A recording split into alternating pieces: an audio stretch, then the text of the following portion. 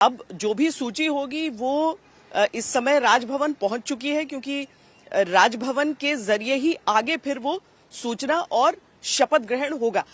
क्या क्या हो सकता है, क्या नई चीजें हो सकती हैं, कौन कौन इस मंत्रिमंडल में शामिल हो सकता है, देखिए इस रिपोर्ट में।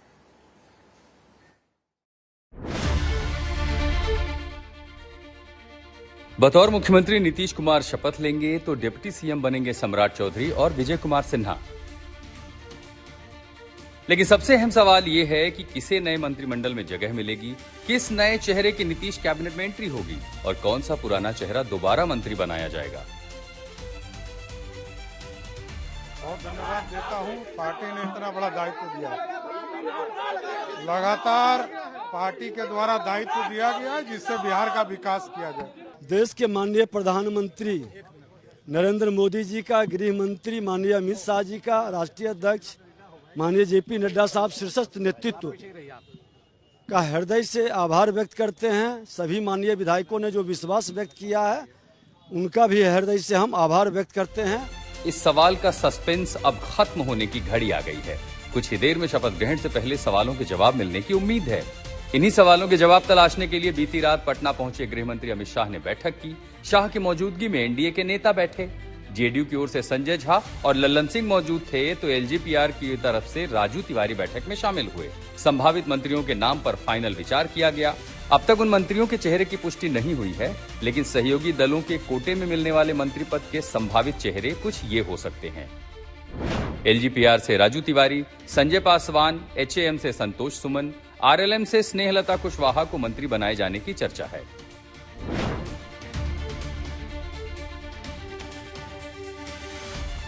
अभी की सरकार में बीजेपी के 21, जेडीयू के 13 जिसमें मुख्यमंत्री शामिल, मांझी की पार्टी से एक और एक निर्दलीय मंत्री थे। नए समीकरण में क्या बीजेपी के 15, जेडीयू के 14, मांझी की पार्टी के 1, चिराग की पार्टी से 3 और उपेंद्र कुशवाहा की पार्टी से 1 मंत्री हो सकते हैं। जारी की क्या अनुपात रहेगी? वो पेपर में तो दिख ही रहे हैं कि 15-16 का रेशियो है, दोनों का रहेंगे।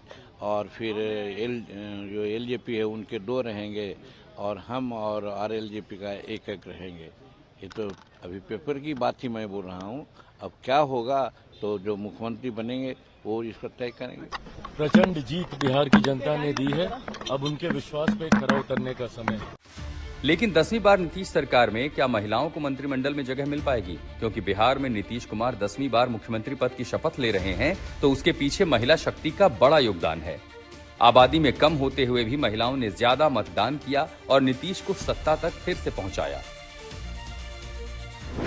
बिहार में इस बार 62.98% पुरुषों ने वोट किया, तो 71.78% महिलाओं ने वोट डाले। और ये संख्या कुछ ऐसी रही कि 2,47,00,000 पुरुषों के मुकाबले 2,51,00,000 से अधिक महिलाओं ने वोट डाला। उसी मतदान का कमाल है कि एनडीए 202 के आंकड़े तक पहुंच पाई। इतना ही नहीं, बिहार विधानसभा में इस बार पहुंचने वाली महिलाओं में एनडीए की महिला प्रत्याशियों पर बिहार की जनता ने भरपूर भरोसा जाहिर किया है।